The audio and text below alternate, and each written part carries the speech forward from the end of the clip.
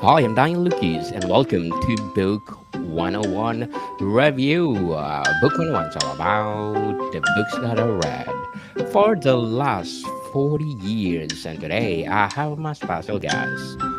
She is my feature author of the month of December, award winning author, no other than Miss Kat Rambo. Hello. Welcome back, Miss Cat. And as usual, can you please introduce more about yourself? Yes, I am Kat Rambo. I have written seven novels now and close to 300 short stories, and I write fantasy and science fiction, and delighted to be here. Yes. Miss Cat Rambo, thank you so much again for sharing your knowledge to the world. Looking forward for award-winning piece like this. So, what is the main premise of Bees of Tabat? In Beasts of Tibet, there is two storylines. One follows a young boy who has come from the north to the city of Tibet, and he has a secret that he Yes. doesn't want anybody to know. And he gets tangled up with the second point of view, who is a gladiator who fights in the ritual games of Tibet every year. And it's in a world where there are human beings, but there's also intelligent magical creatures like centaurs and minotaurs and dryads and that sort of thing. And they are basically sort of in servitude to the human beings. But it's at a point in time where they're starting to question whether that is actually the natural order, which is what the humans have been asserting, which is in fact probably not true. So Tabat is the name of the planet. It is the name of the Tabat. city. Oh, It's the name of the the name of the city. city. It's yeah. Ah, that'd be awesome. So how would you describe the tone and atmosphere of this novel? I think it's rather steampunky, or at least it's got a kind of whiff of steampunk, but it's also very focused on the magical creatures. So it's literary fantasy. It's secondary world fantasy. It's a world not our own. Um, but it is very definitely a fantasy world that I have written a bunch of short stories in as well. So yeah, So what are the major themes explored in the book? one of the big themes is what's kind of embodied by what's happening to the what the magical creatures who are called the beasts, Yes. and what's happening to the beasts is that the humans are both infantilizing them, treating them like children, and also treating them like something very, very dangerous, and kind of doing justifying the oppression that's going on through this sort of combination of, oh, they're children that we need to watch over, and like, oh, they're very dangerous, so we need to keep an eye on them. So Miss Cat, Tabat, you what province on earth or place on earth did you find this place? Um, I think if you were going to kind of loosely base it on our own world, Tibet is kind of down on the coast of Florida. Oh, okay. So how does the protagonist evolve to this novel? Over the course of the books, because there's four of them, the boy whose name is Teo learns to deal with his secret, and the other protagonist, Bella Canto, who is the gladiator, learns to not be quite so full of herself and is very humbled over the course of the books, and then has to kind of redefine herself in the last book in order to prevail. Prevail. So how many books you will provide for this novel, So Miss? it's four altogether. It's called a quartet, and I'm very happy to have just finished writing the fourth book and turned it into the publisher a couple of months ago. And I know that it will come out in 2025 from Wordfire Press, which is the press run by Kevin J. Anderson, who is also going to edit the book. Yeah. So, are there any characters whose motivations are particularly ambiguous or surprising? Um, yeah, I think the gladiator Bella Canto is much more arrogant and self-centered than you kind of expect a protagonist to be, and so her learning curve is therefore pretty steep.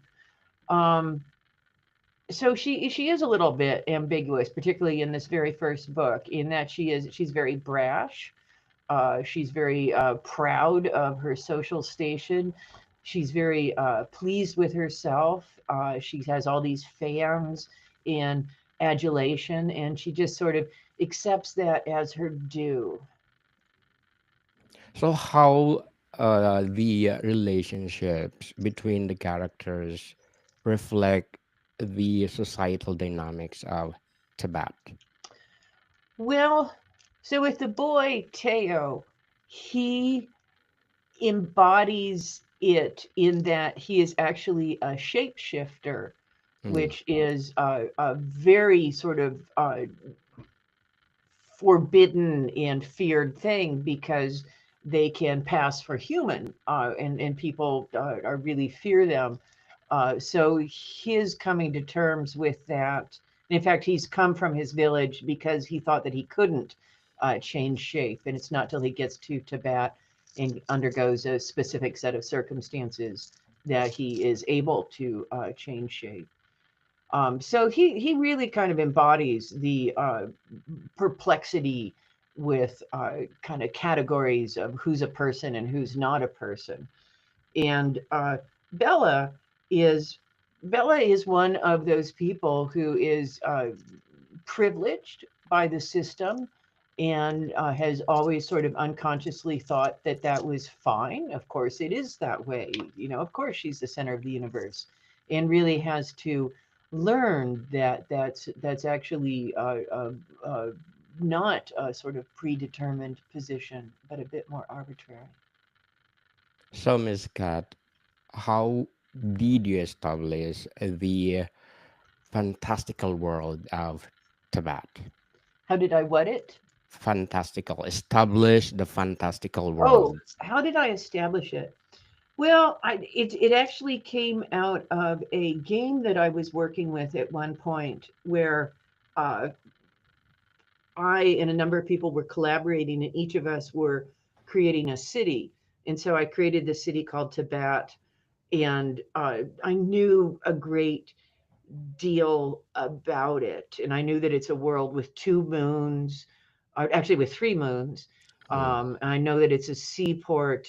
I know, and so I knew a lot of the major buildings, because partially because I've written so many stories in this place before I ever wrote the book, that the city is very clear in my mind. And so I think it's emerged pretty clearly in the books as well. So, what role does magical play in the society of Tibet that Oh, how it affect the hierarchy? it is so crucial. In fact, Yes. the city depends on magic in order to run. It has various inventions, like it has these street lights that are magically powered. It has these huge tramways that sort of stretch over the city and carry people up and down the terraces, which are powered by magic as well. And the problem is that that magic often comes not just from the labor of the magical beasts, but also from the bodies of these beasts. For example, they have to burn up dryad logs in order to fuel the furnaces that keep the machines of Tibet uh, running. And so they're actually at a point in time where they have stripped a great deal of the continent in order to fuel the city, which is another sort of pressure on it. So, how is the relationship between humans and magical creatures depicted? It is it's depicted well, I mean, it depicted in that same way that you get a role of human beings that react to other people's situation in different ways. And some of them just say, well, that's just how things are. And some of them are sympathetic. So there are kind of people called abolitionists in the city that are trying to free the magical creatures. And then you get a lot of people that just don't even sort of think about what's going on. Yes, definitely. So, what parallels can you draw between the class system in Tibet and the real world societies? Oh, I think it's very much like slavery in early America. And in fact, one of the very early stories that I wrote in Tibet was based on what's called the slave narrative, which was written in the 1700s by someone who was ripped away from their village and brought over to first the islands and forced to work, and then brought up to America. And um, it's a horrific and really inspiring story in some ways, but because it's told by in the words of the guy who lived it. And so I actually did something similar with this story, which is called Narratives from the Narrative of a Beast's Life, which basically, it's the same deal. This person has been taken from their home and brought to a place where they are enslaved, and kind of how do they deal with that? Yes, definitely. I think in India they still have the caste system, if I'm Yeah, not very much mistaken. so. So, how does the book address the themes of power, privilege, and inequality? Oh, I think it's very much saying that we need to move towards equality, and it is at a point where the city is passing from a sort of hereditary rule to a council, an elected council instead. Which is it's just the city is full of turmoil, right? There's all these different sources of it, and Yes. that's a big one. And I think that's yeah, I think hereditary rule or rule by the rich or that sort of thing is just not a great way to go. So, Miss Cat, in what ways do the struggles of magical bees reflect broader societal issues?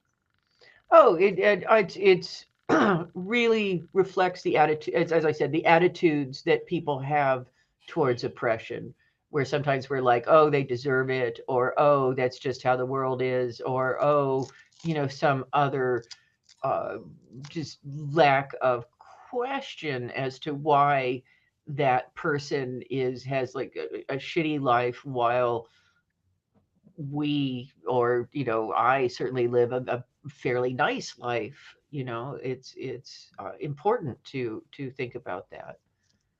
Yes. So, what are the main conflict in the story and how they are resolved without the Oh, spoilers? okay.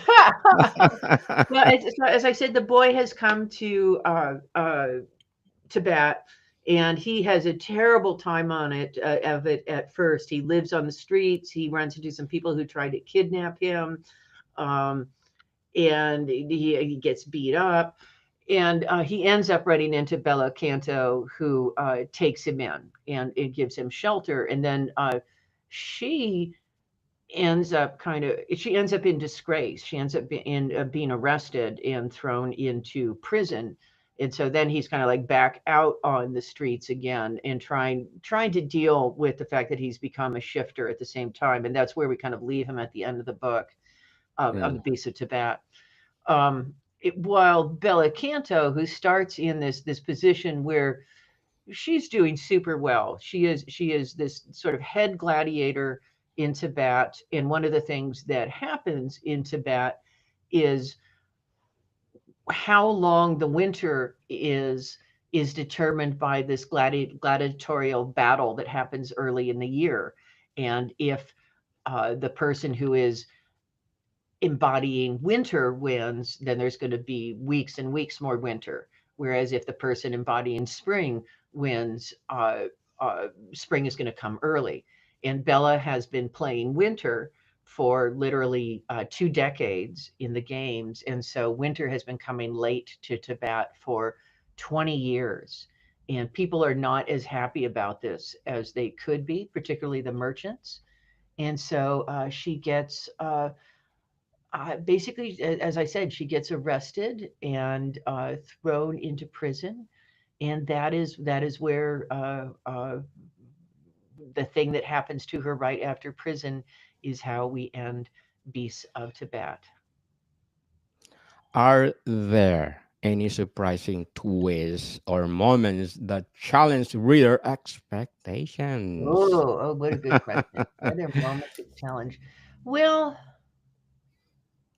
yeah, I think one of the things that challenges reader expectations is that Bella Canto comes off as just an arrogant snot at first. I mean, she's just so full of herself, but I think you or the kind of the reader comes to really like her and enjoy her over the course of the book and care very much about what happens to her because we see her despite the fact she's kind of fallen prey to temptation all over the place, you can also see that she's trying to do her best.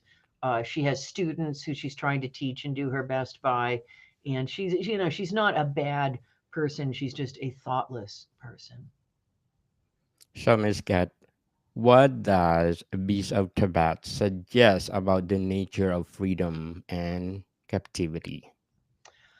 It it suggests obviously that freedom is important and that freedom should be a sort of inalienable right, and that it is wrong to keep other people in captivity, whether it be literal or figurative, in order to keep oneself in economic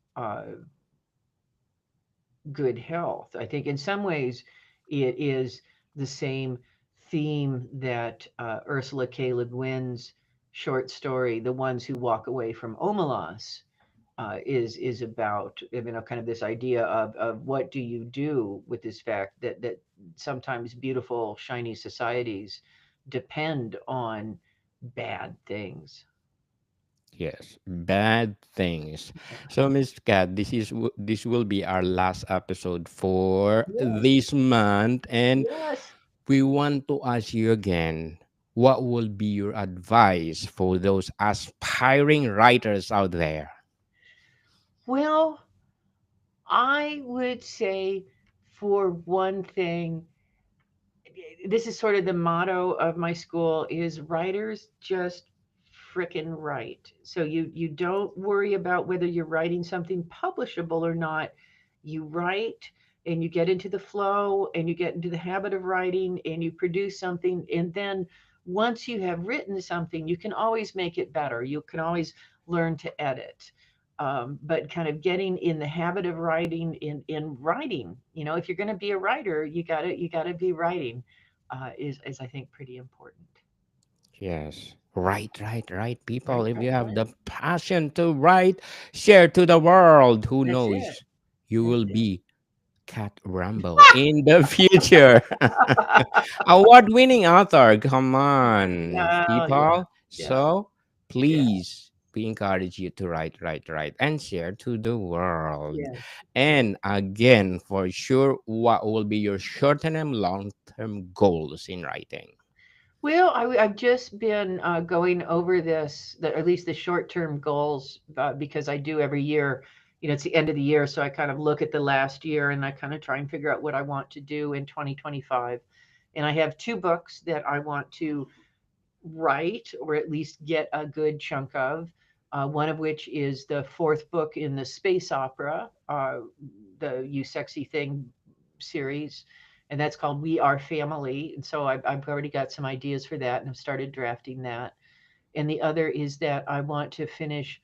a work of literary horror that I have about 40,000 words on it, and I want to go back to it. And I feel like when I started it, I didn't know everything I needed to know to write it.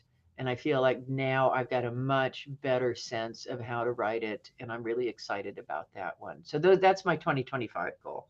Um, in the long term, to keep writing, to keep enjoying myself, to keep running the wayward wormhole and going to a different location each year.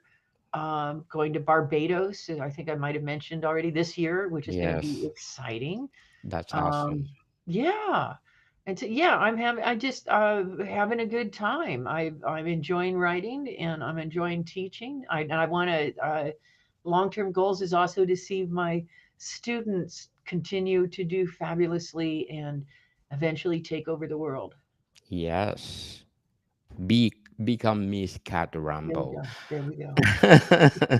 So, are in the Beast of Tabat, are there any recurring symbols or motif that enhance the story depth?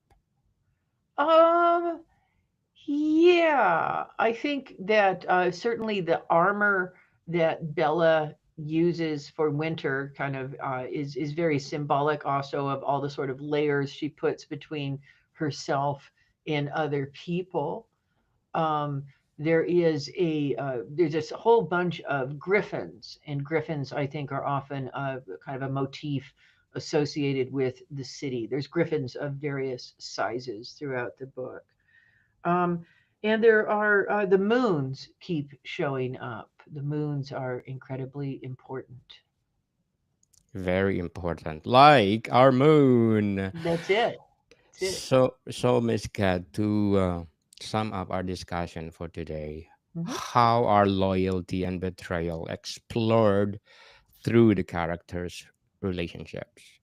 Oh, what did it? Okay, so I think much more with Bella than with Teo, although certainly his loyalty to her comes into question. But I think she has to figure out what I mean, she knows that she should be loyal to something. She's just not entirely sure what. And so she's been going to kind of trying different things. And I think that is that journey there. Yes. So, Miss Cat Rambo, thank you so much for sharing your talents to the world. Again, we are Sure. looking forward for more award-winning pieces like this. And you are most welcome to come back and promote all your Absolutely. I books. will. I will. So, Miss Cat, can you please invite our listeners to support all your projects, your school, and everything you want to? Absolutely. Please check out my books and see what you think. And check out, if you look at my website, you can get links to my Patreon and my school, the little writing community that I run. And I'm pretty happy with it. So please come check it out. Yes, people, let's support Miss Cat Rambo because if you support her, more coaching to come, more teaching to come, Thank you. more empowering people will come. So, Miss Cat, thank you for your time. Thank you. Thank you so much. This has been delightful. More to come, people. See you soon.